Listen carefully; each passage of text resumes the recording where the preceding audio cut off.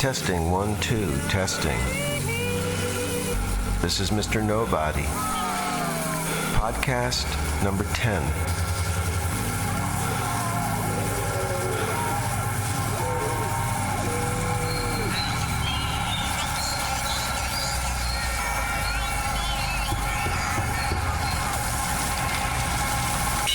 Today I'm at home.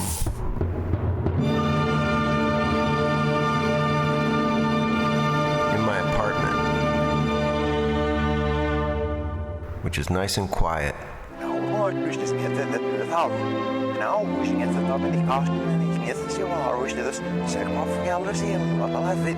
The reason is because the job that I've had for 11 years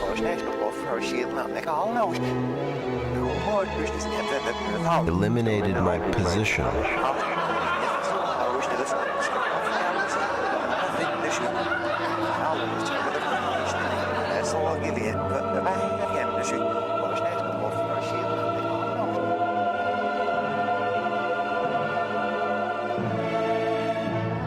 I've mentioned this only to very few people.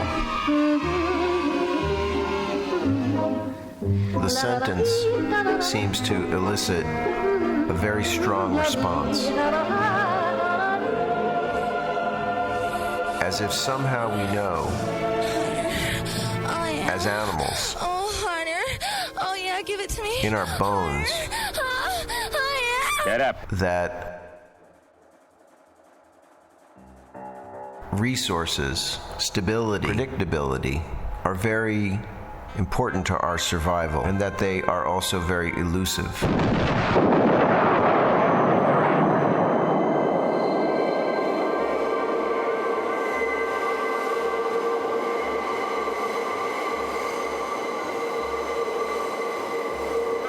As a musician, I know very few people, musicians, who have had anything near what I've had, what I have enjoyed, in terms of stability, structure, consistency. Fortunately, I've been able to hire people along the way and help develop them into professionals in a very particular way. I just figure you should never waste your time anywhere you are, ever. And anything that you can do to increase your value, your knowledge, your skill set, you should do.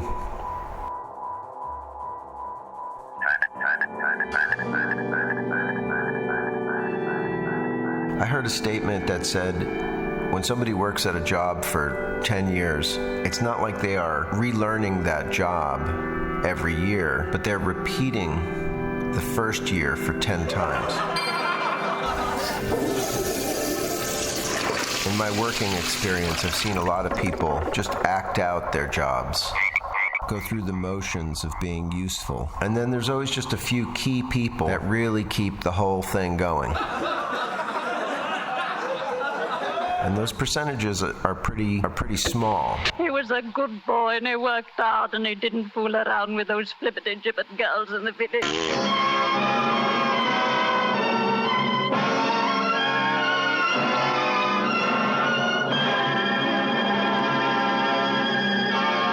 Shut up. What would you do? Something wild and unpredictable? Uh-huh. Oh, by the way, so tired of lying and thinking up lies and not knowing what is a lie and what is the truth. What is the truth?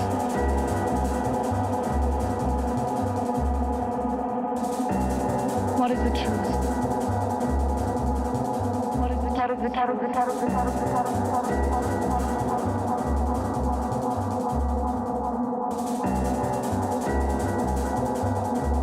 What is the truth?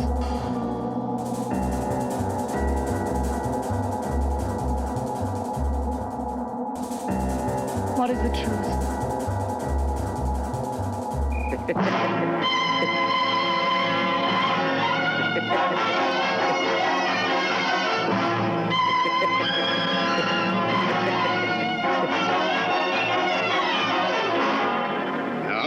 What do you live on? Nuts? Many people just act out their jobs. And I think this was starting to include me also. So I don't take it personally.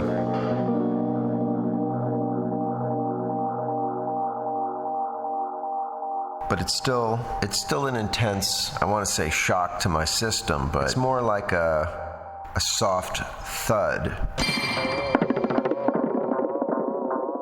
I don't know why. It should be a shock. I started this job because a guitar student of mine who used to come to my house where I lived with my children and take lessons. And this guy would always lose his keys or his wallet or his gloves. And I used to tell him, man, that's who you are. You're the guy that loses your shit. You lose your objects. You misplace them. And part of the reason is because you're placing them all over my house. Your keys went on this table, your wallet went over here. I remember telling him, like, that's because you have a sense of entitlement, that you think that you can spread your shit out all over the place and just somehow find it. We had a good laugh about that. Anyway, this guy came to see a piece of theater that I made 12 years ago, and it was a wild piece of theater.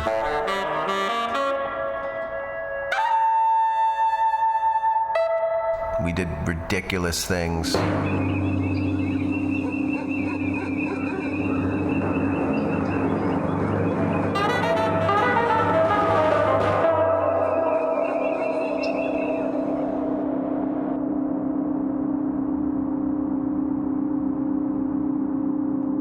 I wrote the piece, and then the fantastic cast brought it to life.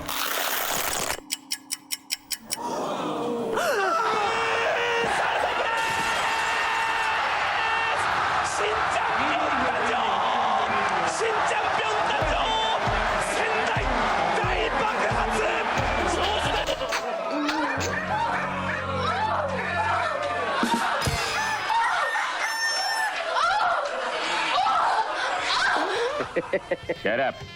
I didn't expect it, but for some reason he offered me a job with this company, and they called me in. I wore the only suit that I had, which was a kind of rock and roll blue suit, and the two owners sat me down and said, hey, we'd like to hire you this job. It's going to have a yearly salary. You're going to get insurance and vacation, and we want you to run all the other composers that are working across the country and be the lead, the lead composer and musician for the company.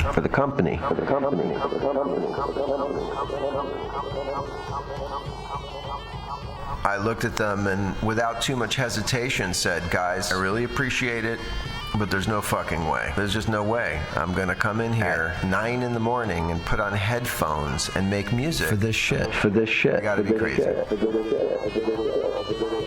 Their mouths hung open, and I could see that I inadvertently pushed a button in both of them. They didn't expect to be pushed. They thought that I was going to fall all over it and be so excited and grateful. What they didn't expect is that I'd turn them down. I did it on the basis of my artistic integrity, and it was genuine. I didn't plan it. I just felt it. I said, I'm a guitarist, I'm an actor and a comedian. It's not that I relish fucking clawing my way through every week, month, and season, but at least I feel like I'm doing the work I was born to do, that I choose to do, that I feel compelled to do. They made me a counteroffer.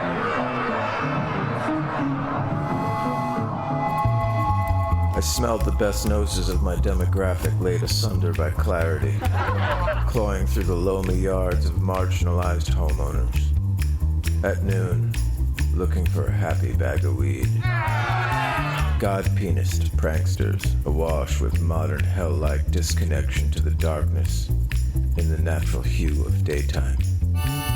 Who, wealth and cohesion and bug-eared, standing low, sucking in normal daylight of hot coffee high-rises, stinking through the bottom of little towns thinking about doodads, who hid their minds from the devil and Brahma and saw the prophets' bad guys dancing around the country kitchens with the floors darkened, who stopped in centers of ignorance, hands lucidly and Montesquieu-like, watching the idiots' peace march, who were invited to the cave for intelligent erasing of books. Moral ditties on the trapdoor of my belly, who stood outside fully dressed, cool in their poverty, with or without their desk drawers, and blind to the pleasure kneeling in front of them. Out of jail, in their clean-shaven intestines for the first time, through Toronto with bolo ties jammed with linguine from Quebec, spitting water into musical tents and vomiting sand on the mountain, with purgatory up their asses full of pleasant dreams, grape juice and pussy, in an endless cycle of insane children.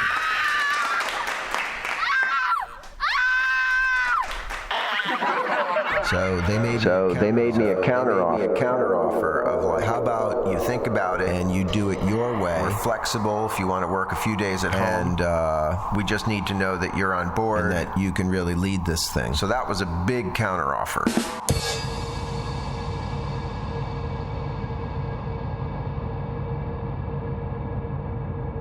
Since I had them on the hook, it's only the higher end of it that I'd ever consider. That doesn't even match what I'm making now. Total lie. Total lie. Total lie. Total lie. They went for it. And so I started my life at that point as a working person for a company, making music, learning technology. Shut up.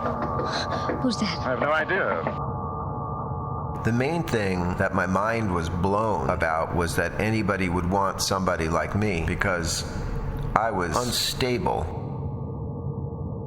I was literally going from gig to gig. What about me? What about you? His husband murders a faithless wife and then commits suicide. Three things I was doing. Prop comedy. I used to pop balloons in my pants and eat a sandwich on stage while the audience just had to endure that, and broke boards and took a phone call while I played a piece of Bach. You just fuck shit up. My band, which had its own history. Some of that music you hear on these podcasts. I was fortunate to be picked up by a company that had me as performer and sound designer, and then ultimately produced me. And that relationship also lasted about 10 years.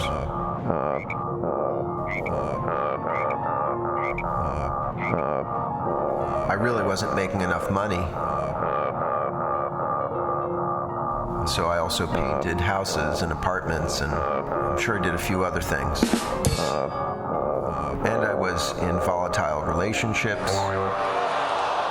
By the time I got this job, though, I had met my beautiful partner now. I met her in that first piece that my guitar student who owned the company hired me from. It's a point I should make that I never really altered my artistic output. I did suffer once in a while when the company got really busy, but I kept doing all of my performance work all throughout the life of this company. The only thing that slowed me down was when my son died. I almost quit.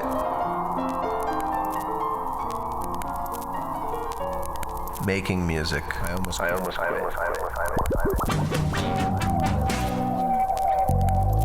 Dim the lights and save the savior.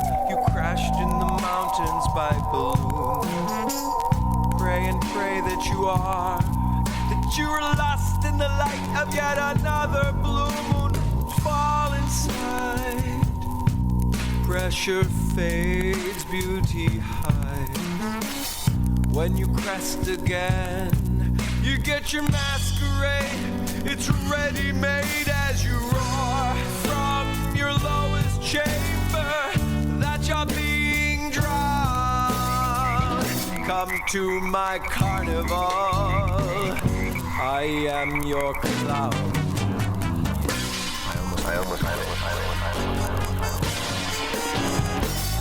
As you run through the bramble, branches tear at your clothes. You don't recall when your heart first started and where it stops. There's no one who knows, but you fall inside. You land in the middle of a show. No one cares who you are. I swear there will be no tomorrow. Seeing is not believing, but you can hear the sound coming from my carnival. I am your cloud.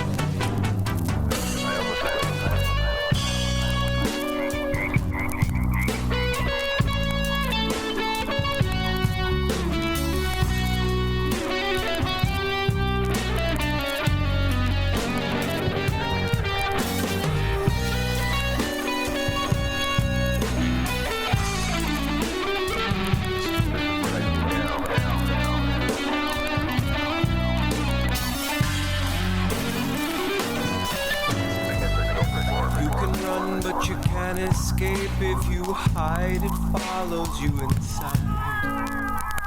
Leads you to your own unmaking. You feel the throw when you first let go as you crawl from inside. Tossed like a kitty in the tide. All the doors finally open when all the locks are finally broken. The last thing that I remember as you left the ground, your visit to my carnival. I am your clown.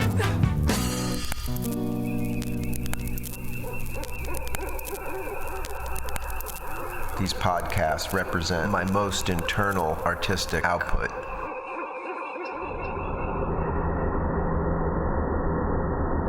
They interest me the most because that's what I'm hearing in my head. I'm synthesizing my life.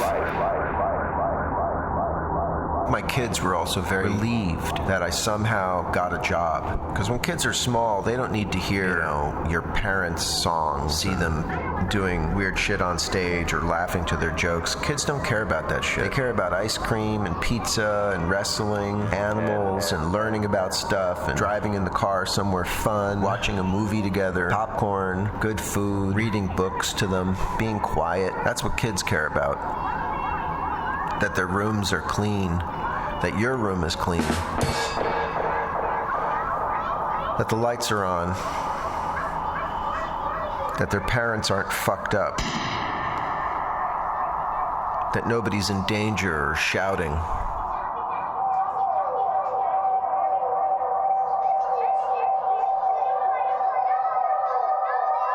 Kids care about peace and fairness.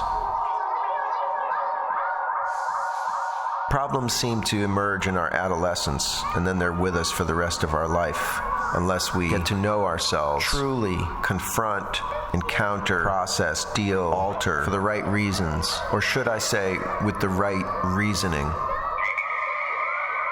When I say reasoning, I think of my mind, but also my emotional instrument.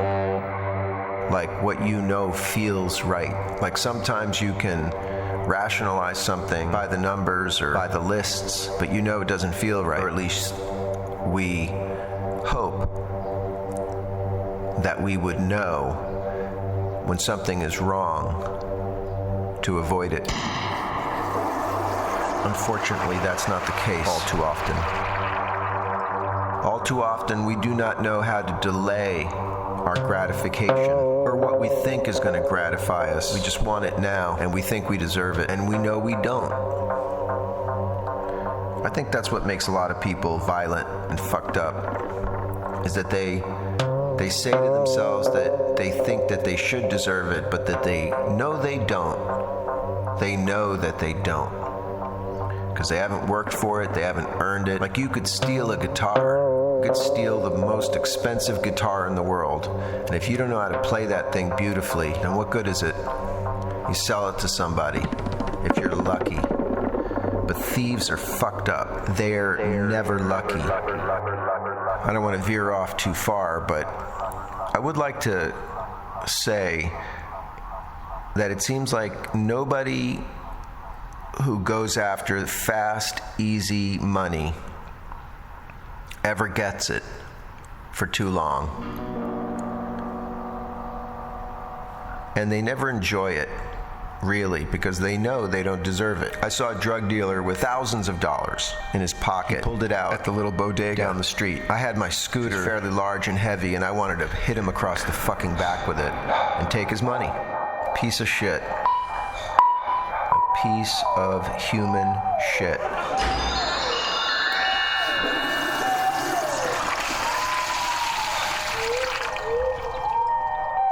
Anyway. I'm nobody anymore. So you can listen to me because I don't give a shit. Anyway.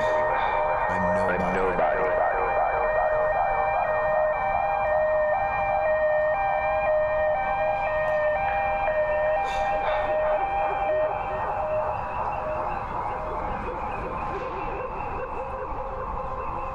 Self-opinion. Interesting. What is the other word? I forget it sometimes. Self-esteem. I believe that is how high you rate yourself, right? Well, on whatever scale, how you esteem yourself.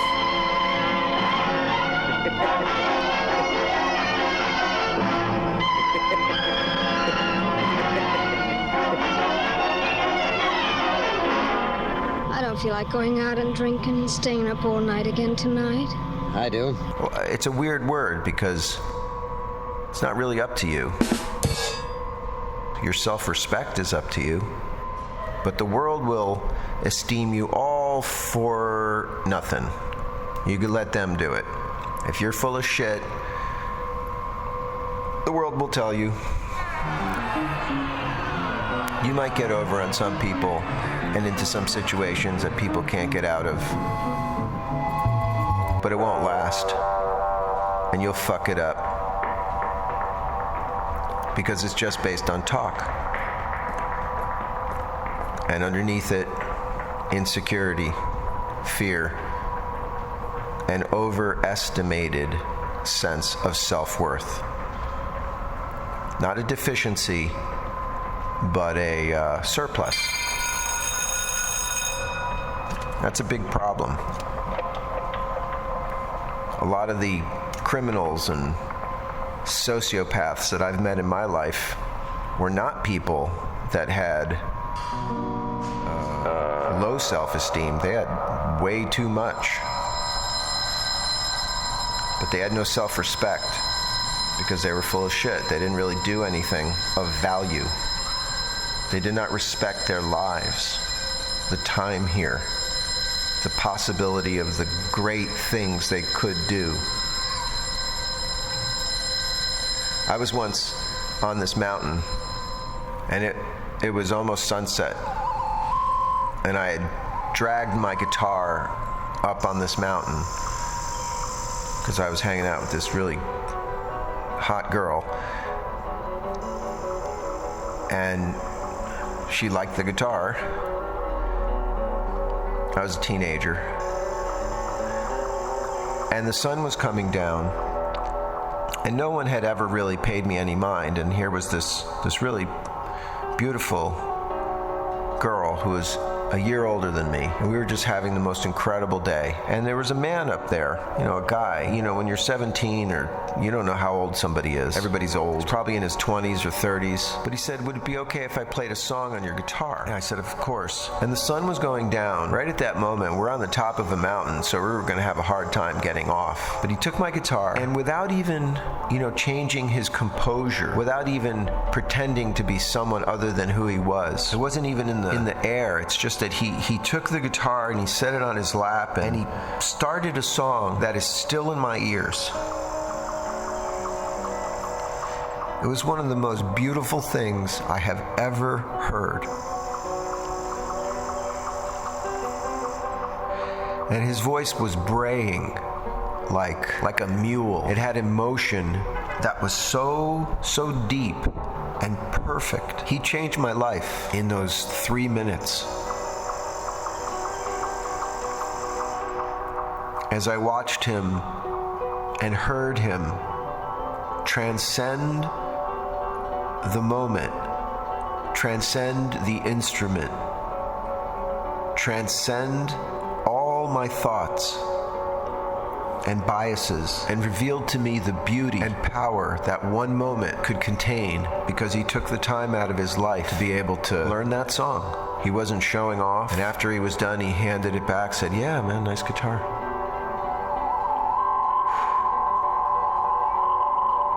I still see him in my mind, just like I see my son in my mind. So my job was supposed to give my children a sense of security. I was so proud to tell them that they had insurance, and I was going to make sure that they were always taken care of. That job was for my kids. I would tell my son when he was in college that my life was no longer about me, that it was about him, his education, his development, and that if he allowed me, if he gave me the honor of that partnership, that privilege, that my job, I would keep it, that I was his patron, not just his father, which I think that word comes from the same root, and that the way that he would pay me back was to be a good man to his children or anyone he came in contact with. So when they let me go, when they eliminated my position, the thing that I really felt was that last strand of hope that I had for my son, because my job was supposed to be for him. But since there's no him, it doesn't matter.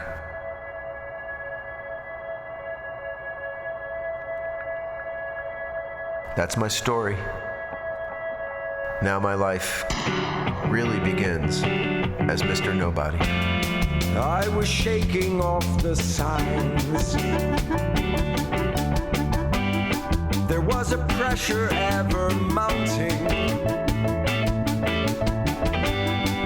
There were warnings in your finger paint designs,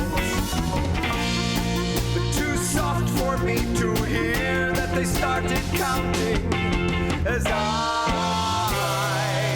tried to reconnect with you. I was a pebble on the ground. Everything that walked came after me. See how fast things come around. And nothing could hear the laughter in me as I tried to reconnect with you.